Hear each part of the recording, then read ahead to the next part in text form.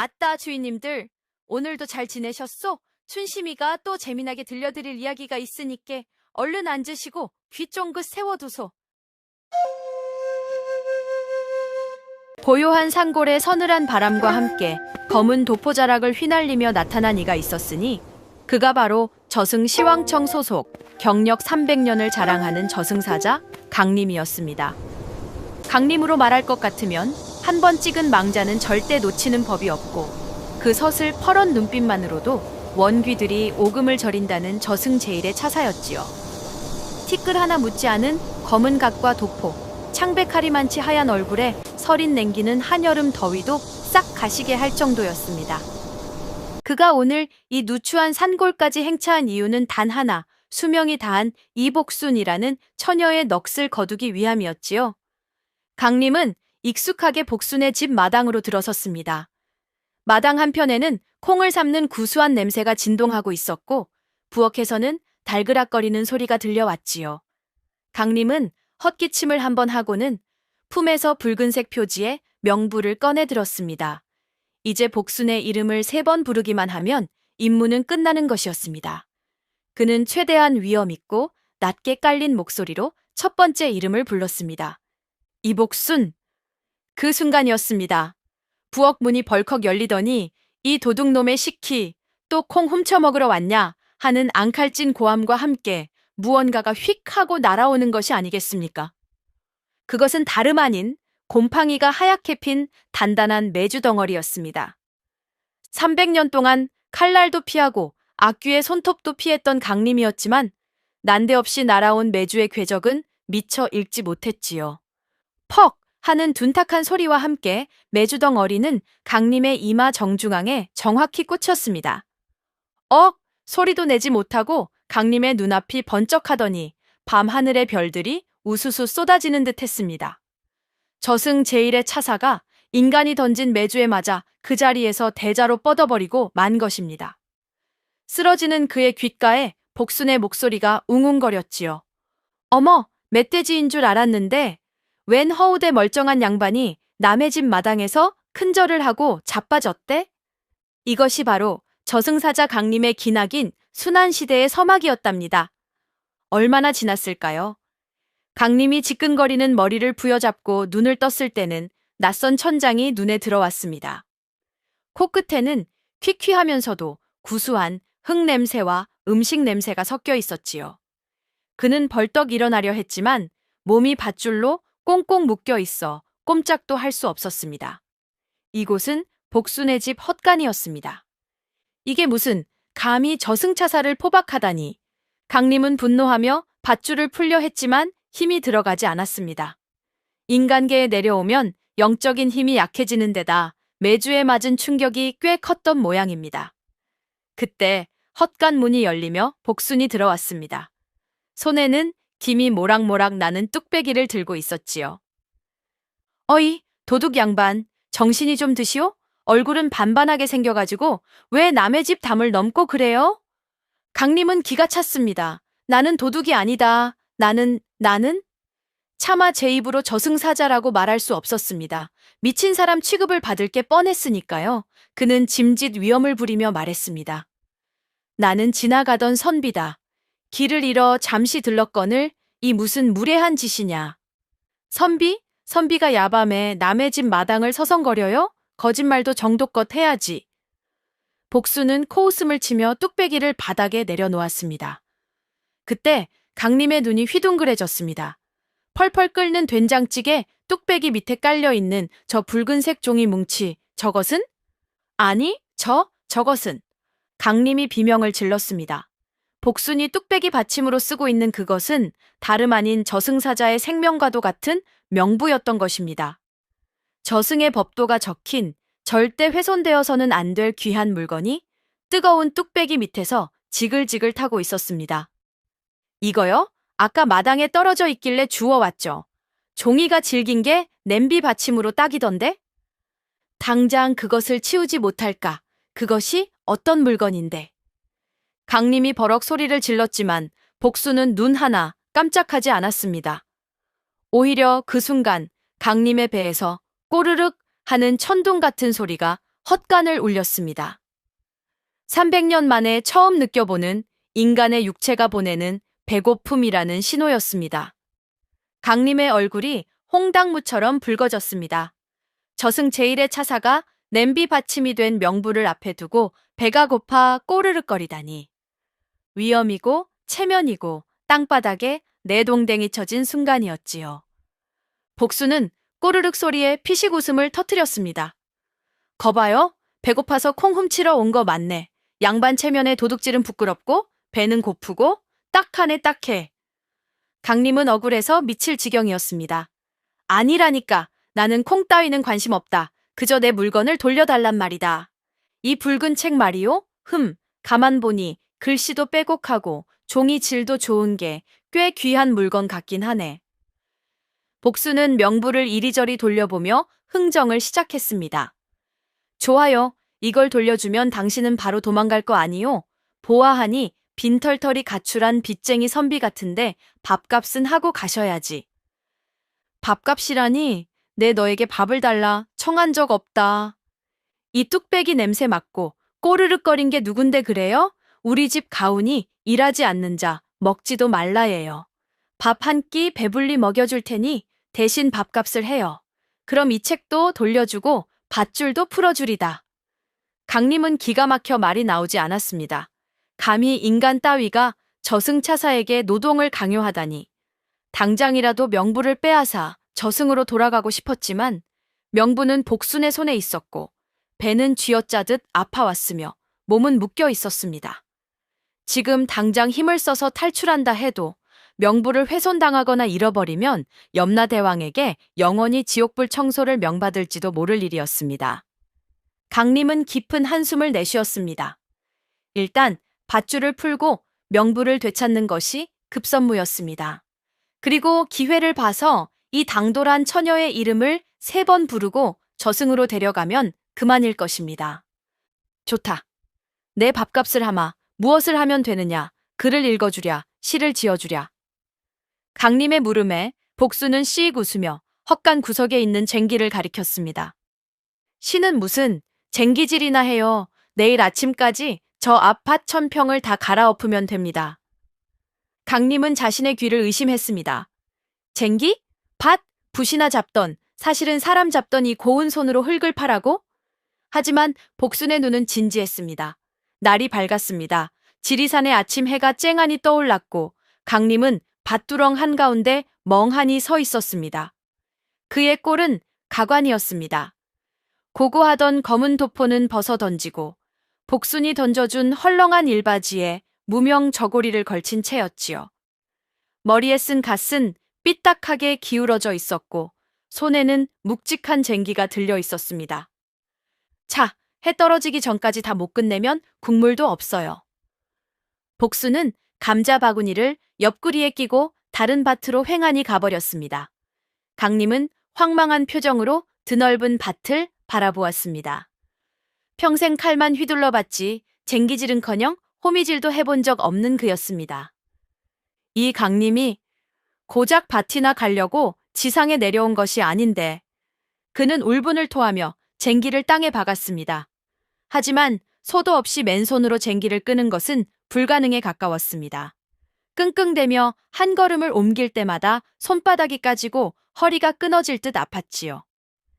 지나가던 동네 강아지가 그 꼴을 보고 멍멍 짖으며 비웃는 듯 했습니다. 안 되겠다. 이대로는 날이 새도 못 끝낸다. 강림은 주위를 살폈습니다. 복수는 보이지 않았고 인적도 드물었습니다. 그는 슬그머니 손가락을 펴고 주문을 외웠습니다. 저승의 힘, 신통력을 아주 조금만 쓰기로 한 것이지요. 흘가 뒤집혀라. 그의 손끝에서 검푸른 기운이 뻗어나가 쟁기를 감쌌습니다. 그러자 기적 같은 일이 벌어졌습니다. 쟁기가 마치 살아있는 짐승처럼 스스로 땅을 파헤치며 앞으로 나아가는 것이 아니겠습니까? 강림은 쟁기 손잡이에 손만 얹고 룰루랄라 따라가기만 하면 되었습니다. 순식간에 밭 고랑이 시원하게 만들어지고 흙덩이들이 공중제비를 돌며 부드럽게 갈아엎어졌습니다. 반나절도 안 되어 1000평의 밭이 말끔하게 정리되었습니다. 땀 한 방울 흘리지 않고 일을 마친 강림은 짐짓 힘든 척 숨을 몰아쉬며 밭두렁에 앉아 있었습니다. 점심때가 되어 돌아온 복수는 그 광경을 보고 입을 다물지 못했습니다. 세상에, 이걸 반나절 만에 다 했단 말이에요? 소도 없이 혼자서? 복수는 눈을 반짝이며 달려와 강림의 등을 팡팡 두드렸습니다. 아니, 샌님인 줄 알았더니 완전 천하장사네. 일머리가 아주 타고났어. 내가 사람 보는 눈은 있다니까. 복순의 물개박수와 칭찬 세례에 강림은 당황스러우면서도 묘한 기분이 들었습니다. 300년 동안 무섭다, 살려달라는 소리만 듣다가 일 잘한다, 대단하다는 칭찬을 들으니 어깨가 으쓱해지는 것이 아니겠습니까? 그는 헛기침을 하며 거만하게 말했습니다. 이 정도야 뭐 식은 죽 먹기지. 저승사자가 밭갈기의 재능을 발견하는 참으로 기묘한 순간이었습니다. 일을 마쳤으니 이제는 밥을 먹을 차례였습니다. 복수는 약속대로 푸짐한 밥상을 차려내왔습니다. 김이 모락모락 나는 밥, 밭에서 갔다 온 채소로 끓인 구수한 된장찌개, 그리고 붉은 양념이 먹음직스럽게 버무려진 배추 겉절이였습니다. 강림은 밥상을 앞에 두고 침을 꿀꺽 삼켰습니다. 하지만 망설임도 있었습니다. 저승의 존재가 인간의 음식을 먹으면 지상의 기운에 묶여 저승으로 돌아가는 길이 험난해진다는 금기 때문이었습니다. 한 숟갈만, 딱 한 숟갈만 맛보고 마는 것이다. 강림은 떨리는 손으로 숟가락을 들어 된장찌개를 한 입 떠넣었습니다. 그 순간 입안 가득 퍼지는 구수하고 짭조름한 맛, 그리고 뒤이어 느껴지는 칼칼한 감칠맛에 그의 동공이 확장되었습니다. 300년 동안 제사상에 올라오는 식어빠진 음식 냄새만 맡다가 갓 지은 따뜻한 밥상의 맛을 보니 그야말로 신세계가 열린 듯 했습니다. 이것은 천상의 맛이로구나. 강림은 체면도 잊고 허겁지겁 밥을 퍼먹기 시작했습니다. 특히 그의 입맛을 사로잡은 것은 바로 겉절이였습니다. 이 붉고 매운 풀무침은 대체 무엇이냐? 혀가 아릴 듯 매운데 자꾸만 손이 가는구나. 그게 김치라는 거예요. 겉절이. 맛있죠? 많이 먹어요. 일꾼 양반. 복수는 흐뭇하게 웃으며 밥그릇에 겉절이를 척척 얹어주었습니다. 강림은 매워서 쌕쌕 꺼으면서도 젓가락질을 멈추지 못했습니다. 땀을 뻘뻘 흘리며 밥 한 그릇을 뚝딱 비운 그는 배를 두드리며 생각했습니다. 저승에 돌아가면 염라대왕님께 이 맛을 꼭 보고해야겠다. 아니, 이 맛 때문에라도 당분간은 여기 있어도 괜찮지 않을까? 배도 채웠고 일도 해줬으니 이제 본분을 다할 시간이었습니다. 강림은 명부를 되찾지는 못했지만 일단 그녀의 이름을 3번 불러 넋을 빼낸 뒤 명부를 챙겨갈 요량이었지요. 오후가 되어 나른한 햇살 아래 복수는 마루에 앉아 옥수수를 까고 있었습니다. 강림은 그 뒤로 슬그머니 다가가 비장한 표정으로 첫 번째 이름을 불렀습니다. 이복순. 그의 목소리에는 저승의 힘이 실려 있어 듣는 이의 영혼을 울리게 되어 있었지요. 복순이 응? 하고 뒤를 돌아보았습니다. 왜요? 밥 먹고 나니까 졸려요? 강림은 무시하고 두 번째 이름을 불렀습니다. 더욱 낮고 음산하게. 복순. 이제 한 번만 더 부르면 끝이었습니다. 강림이 숨을 깊게 들이마시고 마지막으로 입을 열려는 찰나. 아, 맞다. 이거 먹어봐요. 복순이 갑자기 뒤돌아서며 갓 쪄낸 뜨거운 감자 하나를 강림의 입에 쑥 밀어 넣었습니다. 웁. 뜨거운 감자가 입안을 가득 채우는 바람에 강림은 이복순 대신 뜨거라는 비명만 지르고 말았습니다. 입천장이 닦아진 강림이 눈물을 글썽이며 펄쩍펄쩍 뛰자 복수는 배꼽을 잡고 웃었습니다. 하하하, 호호 불어서 먹으라니까. 배고파서 이름 부른 거 아니었어요? 강림은 분통이 터졌지만 입이 얼얼해서 말을 할 수가 없었습니다. 첫 번째 시도는 감자 때문에 실패했습니다. 몇 시간 뒤 다시 기회가 왔습니다. 복순이 냇가에서 빨래를 하고 있을 때였지요. 강림은 이번에야말로 끝내리라 다짐하며 뒤에서 접근했습니다. 이복순. 또 왜요? 이복순. 복순이 젖은 손을 털며 환하게 웃으며 돌아보았습니다. 오후의 햇살이 그녀의 물기 어린 얼굴에 반사되어 반짝였습니다. 왜 자꾸 불러요, 오라버니? 심심해요? 같이 빨래할래요? 오라버니라는 말과 함께 그녀가 지은 무장해제 눈웃음에 강림의 심장이 쿵 하고 내려앉았습니다. 300년 동안 멈춰있던 심장이 갑자기 제멋대로 뛰기 시작한 것입니다. 그는 멍하니 그녀의 얼굴을 바라보다가 입속에서 맴돌던 세 번째 이름을 꿀꺽 삼키고 말았습니다. 아, 아니다. 그냥 날씨가 좋아서. 강림은 얼굴이 달아올라 도망치듯 자리를 피했습니다. 저승사자가 인간의 미소 한 방에 무너지다니. 그는 자신의 나약함에 머리를 쥐어뜯으며 괴로워했습니다. 강림이 복순의 집에서 머슴 노릇을 하며 며칠을 보내던 어느 날 불청객이 찾아왔습니다. 마을 사또의 외아들이자 온 동네가 다 아는 한량 이방원이었습니다. 그는 비단옷을 빼입고 부채를 흔들며 복순의 집 대문을 걷어찼습니다. 복순아, 오라버니 왔다. 내 얼굴 보러 안 나올 테냐? 이방원은 오래전부터 복순을 짝사랑하여 끈질기게 치근덕거리는 인물이었습니다. 복순이 질색을 하며 피하자 그는 더 안달이 나서 매일같이 찾아와 행패를 부리곤 했지요. 복순이 인상을 찌푸리며 마당으로 나가자 방원은 그녀의 손을 덥석 잡으려 했습니다. 비싼 비단도 가져왔고 네가 좋아하는 곶감도 가져왔다. 이제 그만 튕기고 내 첩으로 들어오거라. 호강시켜 준다니까?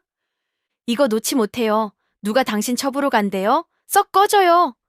복순이 거절하자 방원은 표정을 바꾸며 험악하게 굴기 시작했습니다. 이것이 오냐 오냐 했더니 네가 정령 혼이 나봐야 정신을 차리겠느냐. 그때 헛간에서 그 모습을 지켜보던 강림의 눈썹이 꿈틀거렸습니다. 자신이 데려가야 할 명부의 주인을 감히 다른 놈이 건드리다니. 아니, 그보다 더 알 수 없는 뜨거운 감정이 가슴 밑바닥에서 치고 올라왔습니다. 그것은 저승사자에게는 있어서는 안 될 감정, 바로 질투와 분노였습니다. 저 녀석이 감히 아니, 복순이에게 손을 대? 강림은 손가락을 튕겼습니다. 그러자 맑은 하늘에서 갑자기 먹구름이 몰려오더니 방언의 머리 위로만 소낙비가 쏟아지기 시작했습니다. 이게 무슨 조화야? 방언이 당황하여 허둥대자 이번에는 돌부리가 저절로 움직여 그의 발을 걸었습니다. 으악! 방언은 흙탕물 웅덩이에 얼굴을 쳐박고 넘어졌습니다. 비단옷은 엉망이 되었고 가져온 곶감은 진흙투성이가 되었지요. 귀신이 곡할 노릇이네. 아이고, 내 옷, 내 얼굴. 방언이 혼비백산하여 도망치는 꼴을 보며 복수는 배를 잡고 웃었습니다. 그리고 담벼락 뒤에 숨어 그 모습을 지켜보던 강림 역시 10년 묵은 체증이 내려가는 듯한 통쾌함을 느끼며 씩 미소를 지었습니다. 감히 어디서 수작질이야. 아직 내 허락도 없이. 자신이 왜 이러는지 강림 자신도 알 수 없었지만 한 가지는 확실했습니다. 복순을 괴롭히는 놈은 저승사자인 자신이 가만두지 않겠다는 것이었지요. 방언이 도망간 그날 밤 마을에 흉흉한 소문이 돌기 시작했습니다. 뒷산 성황당 근처에 사악한 악귀가 나타나 사람들을 홀리고 해코지를 한다는 것이었지요. 마을 사람들은 두려움에 떨며 문을 걸어 잠갔습니다. 하지만 복수는 달랐습니다. 그녀는 태어날 때부터 남들에게는 보이지 않는 것을 보는 눈, 즉 연간을 가지고 있었습니다. 그녀는 그동안 마을을 지키기 위해 몰래 잡귀들을 쫓아내곤 했지요. 이번에도 그녀는 사람들을 위해 그리고 겁에 질린 동네 아이들을 위해 직접 악귀를 잡으러 나서기로 결심했습니다. 복순아, 가지 마라. 위험하다. 강림이 그녀를 말렸습니다. 그는 그 악귀가 보통 내기가 아님을 느끼고 있었습니다. 괜찮아요. 나 이래 보여도 담력 하나는 타고났거든요. 파티랑 소금만 있으면 돼요. 복수는 씩씩하게 뒷산으로 향했습니다. 하지만 이번 악귀는 그녀가 감당할 수 있는 수준이 아니었습니다. 수백 년 묵은 원한을 가진 악귀는 복순의 연간을 역이용하여 그녀를 환각 속에 가두고 절벽 끝으로 몰아세웠습니다. 죽어라. 너도 나와 같이 가자. 악귀의 손톱이 복순의 목을 조여오고 복순이 정신을 잃어가던 절체절명의 순간 검은 안개가 휘몰아치며 서늘하고 압도적인 기운이 악귀를 덮쳤습니다. 갓과 도포를 제대로 갖춰 입은 본래의 모습으로 돌아온 강림이 붉은 눈을 번뜩이며 공중에 떠 있었습니다. 감히 내 허락도 없이 내 할당량에 손을 대다니 겁을 상실했구나. 강림의 손에서 검은 사슬이 튀어나와 악귀를 결박했습니다. 악귀는 저승차사의 압도적인 힘 앞에 비명도 지르지 못하고 바스러져 소멸했습니다. 복수는 정신을 차리고 강림의 얼굴을 멍하니 바라보았습니다. 검은 도포, 창백한 얼굴, 그리고 방금 전 악귀를 단숨에 소멸시키던 그 초월적인 힘. 그녀는 연간을 가진 사람이었기에 본능적으로 알 수 있었습니다. 그가 사람이 아니라는 것을. 자신의 정체를 들키고 만강림은 입이 10개라도 할 말이 없었답니다. 하지만 복순의 반응은 강림의 예상을 완전히 빗나갔지요. 그녀는 비명을 지르거나 도망치는 대신 털썩 주저앉아 덤덤하게 말했습니다. 그럴 줄 알았어. 밥 먹을 때마다 젓가락질이 예사롭지 않더라니. 사람 아니었구나. 복수는 자신의 죽음을 받아들였습니다. 하지만 그녀에게는 한 가지 소원이 있었지요. 저승 양반, 나 어차피 갈 거면 남은 시간 동안 내가 하고 싶은 거나 실컷 하고 가게 해줘요. 나 태어나서 이 산골짜기를 벗어나 본 적이 없거든. 그녀는 강림에게 저승 가는 길동무가 되어달라 청했습니다. 강림은 차마 거절할 수가 없었지요. 그래서 시작된 것이 바로 이승에서의 마지막 나들이였습니다. 두 사람은 장터에 나가 국밥도 사 먹고 엿장수 가위 소리에 맞춰 춤도 추고 흐드러지게 핀 진달래꽃밭을 거닐기도 했습니다. 와, 저게 뭐야? 저승 양반, 저거 사줘요. 복순이 댕기 머리를 찰랑이며 웃을 때마다 강림의 가슴 속에서는 무언가가 쿵쿵 내려앉았습니다. 300년 묵은 얼음장 같던 마음이 봄눈 녹듯 녹아내리며 그는 처음으로 살고 싶다는, 아니 이 여인과 함께 있고 싶다는 금기된 소망을 품게 된 것입니다. 죽음을 앞둔 여인의 미소가 이토록 찬란할 수 있다니 강림은 그 미소를 지켜주지 못하는 자신이 원망스러울 뿐이었습니다. 나들이를 마치고 돌아온 밤 강림은 복순이 잠든 사이 몰래 명부를 꺼내보았습니다. 이제는 정말 때가 되었나 싶어 그녀의 이름을 확인하려던 것이었지요. 헌데 이게 웬일입니까? 이것이 어찌 된 일인고? 명부에 적힌 이복순이라는 이름 옆에 사망 시각이 마치 물에 젖은 먹물처럼 흐릿하게 번져 있는 것이 아니겠습니까? 어제는 오늘 해시였던 것이 오늘은 슬그머니 내일 자시로 바뀌어 있고 또 잠시 눈을 떼면 글자가 춤을 추듯 변하는 것이었습니다. 저승사자 생활 300년에 이런 해괴한 일은 처음이었습니다. 명부는 하늘의 뜻이자 절대적인 기록인데 이것이 제멋대로 바뀐다는 건 누군가 아주 강력한 신통력으로 개입하고 있다는 뜻이었지요. 강림의 머릿속에 번개처럼 스치는 인물이 하나 있었습니다. 바로 이 마을 입구에서 점을 봐주는 꼬부랑 할머니. 마을 사람들은 그냥 점쟁이로 알지만 사실은 생명을 점지하는 삼신할매였습니다. 그 쭈그렁 할망구가 감히 저승의 일에 회방을 놓아? 강림은 명부를 품에 넣고 당장 삼신할매를 찾아 나섰습니다. 강림이 성황당으로 달려가니 삼신할매가 마치 기다렸다는 듯 곰방대를 물고 앉아 있었습니다. 왔느냐, 저승놈아. 냄비 받침으로 쓰이던 명부는 좀 말렸느냐? 할매의 능청스러운 말에 강림이 버럭 소리를 질렀습니다. 할망구, 이게 무슨 짓이야? 왜 명부의 글자가 춤을 추는 것이냐? 네가 장난질을 친 것이지? 삼신할매는 껄껄 웃으며 연기를 내뿜었습니다. 이 맹추 같은 놈아, 내가 아니라 내 놈 마음이 그리 만든 것이다. 내 마음이라니? 그 아이 복순이는 본래 남을 살릴 운명을 타고났지. 허나 제명을 깎아 남을 살리니 명이 짧을 수밖에. 헌데 지금 그 아이를 살리고 싶어하는 강력한 염원 하나가 하늘의 뜻을 묘하게 비틀고 있구나. 그게 누구겠느냐? 강림은 말문이 막혔습니다. 바로 자신이었습니다. 자신이 복순을 살리고 싶어 하는 그 간절한 마음이 저승의 절대적인 법칙마저 흔들고 있었던 것입니다.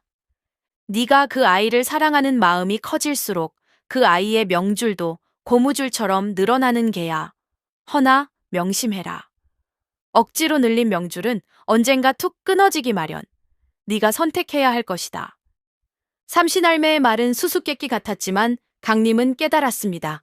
자신이 저승사자로서의 본분을 버려야만 그녀를 살릴 수 있다는 것을요. 그날 밤 하늘이 찢어질 듯한 천둥 소리가 지리산을 뒤흔들었습니다. 마른 하늘에 검붉은 번개가 치더니 복순의 집 앞마당에 시커먼 연기가 피어올랐지요. 그것은 저승에서 보내온 염라대왕의 전령이었습니다.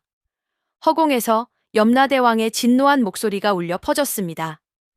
강림, 내 이놈, 지상에 내려간 지가 언제인데 아직도 빈손이냐?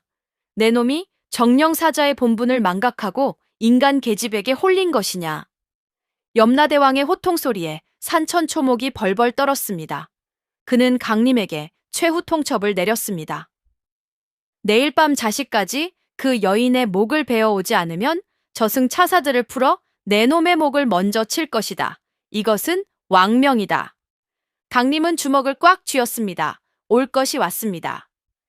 방 안에서 덜덜 떨고 있는 복순을 보며 강림은 결심했습니다. 차라리 내가 죽을지언정 이 여인을 내줄 수는 없다. 도망가자. 강림은 복순의 손을 낚아챘습니다. 짐을 챙길 시간도 없었습니다. 저승차사들은 냄새를 맡는 사냥개처럼 지독하게 쫓아올 것이기 때문입니다. 어디로요? 당신 잡히면 큰일 나잖아요. 복순이 울먹이며 물었지만 강림은 대답 대신 그녀를 업고 뛰기 시작했습니다. 두 사람은 깊고 깊은 지리산 골짜기로 인간의 발길이 닿지 않는 험지로 숨어들었습니다. 강림은 자신의 신통력을 써서 두 사람의 기척을 지우는 결계를 쳤습니다. 하지만 이것은 제사를 깎아먹는 짓이었습니다. 저승의 힘을 사적으로 쓰면 쓸수록 강림의 존재는 점점 희미해지고 소멸에 가까워지기 때문이지요. 산속 동굴에 숨어 지내는 며칠 동안 두 사람은 세상에서 가장 애틋한 연인이 되었습니다. 강림은 추위에 떠는 복순을 위해 자신의 천을 나누어 주었고 복순은 점점 투명해져가는 강림의 손을 잡고 밤새 눈물을 흘렸습니다. 저승 양반, 아니 강림씨, 나 때문에 당신이 사라지는 건 싫어. 차라리 날 데려가요? 쓸데없는 소리, 내가 너를 살릴 것이다. 내 존재를 다 태워서라도. 저승사자가 인간을 사랑하여 저승을 배신한 초유의 사태. 그 끝은 파멸뿐임을 알면서도 두 사람은 서로를 놓지 못했습니다. 도망자 생활이 길어질수록 강림의 상태는 악화되었습니다. 그의 몸은 가끔씩 연기처럼 흩어졌다 다시 모이기를 반복했고 얼굴은 창백하다 못해 투명해져 갔지요. 저승의 규율을 어긴 대가로 소멸이 시작된 것입니다. 복수는 더 이상 볼 수 없었습니다. 자신이 살고자 사랑하는 이를 죽이는 꼴이 되었으니까요. 그녀는 굳은 결심을 했습니다. 어느 날 새벽, 복수는 잠든 강림의 곁을 조용히 빠져나왔습니다. 그리고 결계 밖으로 걸어 나갔지요. 여기에요. 내가 여기 있어요. 나를 잡아가요.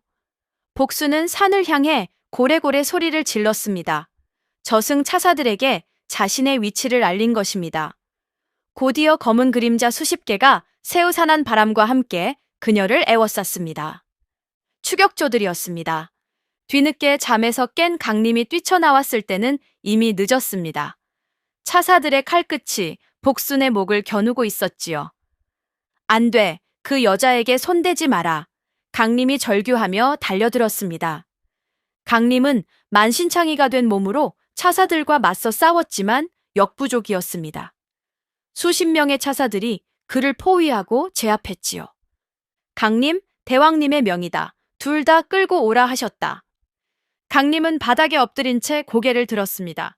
그의 눈빛은 짐승처럼 형형했습니다. 좋다. 내 발로 가겠다. 대신 염라대왕님 앞에서 정식으로 재판을 받게 해다오. 내 할 말이 있다. 이례적인 일이었습니다. 산 사람을 데리고 저승의 문턱을 넘다니요. 하지만 강림의 기세가 워낙 등등하여 차사들도 그를 함부로 할 수 없었습니다. 결국 강림은 복순의 손을 꼭 잡고 산채로 저승문을 넘게 되었습니다. 무서워하지 마. 내 뒤에만 있어. 저승의 풍경은 삭막하고 무시무시했지만 복순은 강림의 따뜻한 손을 느끼며 두려움을 이겨냈습니다. 사랑하는 이와 함께라면 지옥불도 두렵지 않았지요. 염라대왕의 궁전은 서리빨 같은 위엄으로 가득 찼습니다. 높은 옥좌에 앉은 염라대왕이 천둥 같은 목소리로 꾸짖었습니다. 강림, 네가 미쳤구나. 고작 인간 계집 하나 때문에 300년 공덕을 시궁창에 버리다니. 강림은 복순을 등 뒤로 숨기고 당당하게 말했습니다. 제 300년 공덕을 모두 대왕님께 바치겠습니다. 차사직도 내놓겠습니다. 아니, 제 목숨을 거두셔도 좋습니다. 그러니 부디 이 여인의 남은 생만은 허락해 주십시오. 염라대왕은 콧방귀를 뀌었습니다. 법도는 법도다. 죽을 운명을 거스를 수는 없다. 하지만 강림이 물러서지 않고 자신의 영혼까지 걸겠다고 하자 염라대왕의 눈빛이 변했습니다. 그는 짓궂은, 아니 잔혹한 제안을 하나 던졌습니다. 좋다, 기회를 주마. 저승 끝에는 망각의 강이 흐른다. 그 강을 거슬러 올라가면 생명부가 보관된 서고가 나오지. 그곳에서 이 여자의 이름이 적힌 페이지를 찾아 찢어라. 그리하면 이 여자는 살 것이다. 희망이 보이는 듯 했습니다. 하지만 염라대왕의 뒷말이 무서웠지요. 허나 망각의 강물은 닿기만 해도 모든 기억을 태워버린다. 네가 강을 건너는 동안 너는 네가 누구인지, 저 여자가 누구인지, 왜 그곳에 가는지조차 모두 잊게 될 것이다. 그래도 가겠느냐? 그것은 기억을 담보로 한 잔인한 내기였습니다. 강림은 망설임 없이 망각의 강으로 뛰어들었습니다. 강물은 펄펄 끓는 용암처럼 뜨겁고 얼음처럼 차가웠습니다. 살이 타들어가는 고통과 함께 머릿속의 기억들이 하나둘씩 하얗게 지워지기 시작했습니다. 나는 강림이다. 저승차사다. 첫 걸음에는 자신의 이름을 잊었습니다. 두 번째 걸음에는 자신이 저승차사였다는 사실을 잊었습니다. 세 번째 걸음에는 부모의 얼굴도 300년의 세월도 모두 물거품처럼 사라졌습니다. 강가에서 이를 지켜보던 복수는 오열했습니다. 안 돼, 돌아와요. 다 잊으면 무슨 소용이야. 하지만 강림은 멈추지 않았습니다. 기억은 사라져도 가슴속에 남은 단 하나의 감정, 저 여자를 살려야 한다는 그 뜨거운 본능 하나만 붙잡고 그는 앞으로 나아갔습니다. 다리가 녹아내리는 듯한 고통 속에서도 그는 중얼거렸습니다. 복수나, 복수나, 이름만은 잊지 않는다. 천신만고 끝에 강림은 강이 끝에 도달했습니다. 그의 눈은 텅 비어 있었고 자신이 누구인지도 몰랐습니다. 하지만 그는 본능적으로 눈앞에 있는 거대한 책, 생명부를 집어들었습니다. 그리고 떨리는 손으로 페이지를 넘겨 이복순이라는 이름이 적힌 장을 찾아냈습니다. 이것을 찢어야 한다. 왜인지는 모르지만 그래야만 한다. 강림은 마지막 힘을 짜내어 그 페이지를 북 찢어버렸습니다. 그 순간 하늘에서 환한 빛이 쏟아지며 복순의 몸이 이승으로 붕 떠올랐습니다. 강림씨, 강림씨. 복순은 멀어지는 강림을 향해 손을 뻗었지만 닿지 않았습니다. 강림은 찢어진 종이를 손에 쥔 채 텅 빈 눈으로 쓰러졌습니다. 그는 약속대로 복순을 살렸지만 그 대가로 자신의 모든 기억을 잃고 저승에서 추방당하고 만 것입니다. 홀로 이승의 집 마당에서 깨어난 복순은 하염없이 울었습니다. 봄이 가고 여름이 오고 가을이 지나 다시 겨울이 와도 그녀는 마루에 앉아 대문만 바라보았습니다. 기억을 잃은 그가 혹시라도 길을 잃지 않고 찾아와 주기를 바라면서요. 이듬해 봄이 왔습니다. 지리산 자락에 다시 진달래가 흐드러지게 피었지요. 복수는 밭에 나가 묵묵히 쟁기질을 하고 있었습니다. 강림이 처음 밭을 갈았던 바로 그 자리였지요. 그때 등 뒤에서 인기척이 들렸습니다. 저 지나가던 길인데. 복순이 쟁기를 멈추고 천천히 뒤를 돌아보았습니다. 그곳에는 갓도 쓰지 않고 남루한 옷차림을 한 사내 하나가 멍한 표정으로 서 있었습니다. 얼굴은 좀 수척해졌지만 그 맑고 서늘한 눈매는 그대로였습니다. 바로 강림이었습니다. 염라대왕에게 쫓겨나 인간이 되어 세상을 떠돌던 그가 무의식 중에 발길을 돌려 이곳까지 온 것입니다. 그는 복순을 알아보지 못했습니다. 하지만 코를 킁킁거리며 쑥스러운 듯 말했지요. 배가 너무 고파서 그러오. 혹시 된장찌개랑 그 붉은 겉절이 좀 얻어먹을 수 있겠소? 왜인지 모르겠지만 그 맛이 사무치게 그리워서 기억은 머리에서 지워졌지만 혀끝에 그리고 가슴 깊은 곳에 새겨진 그리움은 지워지지 않았던 것입니다. 복순의 눈에서 눈물이 주르륵 흘러내렸습니다.